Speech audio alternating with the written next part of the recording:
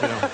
It's a lot of trust back then, yeah. Those were simpler times, I think. I just feel like we may be going back to that, by the way. But in a way, good, because when I read things like the foundations of capitalism are shattering, I'm like, maybe we need that. Maybe we need some time where we're walking around with a donkey with pots clanging on the sides. You think that would just bring us back to reality? Yeah, because everything is amazing right now, and nobody's happy. Like, in my lifetime, the changes in the world have been incredible. When I was a kid, we had a rotary phone. We had a phone that you had to stand next to, and you had to dial it. Yes. You realize how primitive? You're making sparks in a phone, and you actually would hate people with zeros in their numbers because it was more like, oh, this guy's got 2 zeros. Screw that guy. Why do I want to? Yeah. And then if they called and you weren't home, the phone would just ring lonely by itself. And then if you wanted money, you had to go in the bank for when it was open for like 3 hours. You had to stand in line, write yourself a check like an idiot.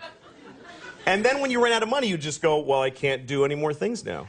Right. I can't do any more things. That's it, yeah. That was it. And even if you had a credit card, the guy would go, ugh, and he'd bring out this whole shunk, and he'd write, oh, you'd have to call the president to see if you have any money. And it's all true, kids. You had to call the president, yeah. It was ridiculous. Yes. Do you feel that we now, in the 21st century, we take technology for granted? Well, yeah, because now we live in an amazing, amazing world, and it's wasted on the crappiest generation of just spoiled idiots that don't care, because this is what people are like now. They got their phone, and they're like, it won't. Give it a second. It's going to space. Can you give it a second to get back from space? Is the speed of light too slow for you? Yeah. I was on an airplane, and there was internet, high-speed internet on the airplane. That's the newest thing that I know exists. And I'm sitting on the plane, and they go, open up your laptop. You can go on the internet. And it's fast, and I'm watching YouTube clips. I'm in an airplane. And then it breaks down. And they apologize. The internet's not working. The guy next to me goes, this is bull.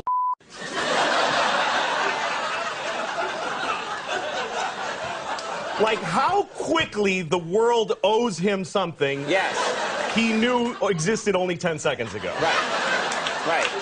And on planes,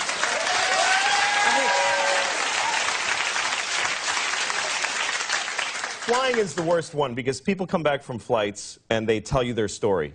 And it's like a horror story. They act like their flight was like a cattle car in the 40s in Germany. That's how bad they make it sound. Right. They're like, it was the worst day of my life. First of all, we didn't board for 20 minutes. Right. And then we get on the plane, and they made us sit there on the runway for 40 minutes. We had to sit there. Oh, really? What happened next? Did you fly through the air incredibly like a bird? Did you partake in the miracle of human flight, you non-contributing zero, that you got to fly? You're flying! It's amazing. Everybody on every plane should just constantly be going, oh my God! Wow! Yes! You're flying. You're sitting in a chair in the sky. Yes. Yeah. That's right. Now, Louis. But it doesn't go back a lot. and it's not really. You know, here's the thing. People, like, they say there's delays on flights. Delays, really? New York to California in 5 hours. That used to take 30 years to do that, and a bunch of you would die on the way there and have a baby. You'd be a whole different group of people by the time you got there. Now you watch a movie and you take a dump and you're home. Yeah. Well, nicer way to say it than that, but yeah. No.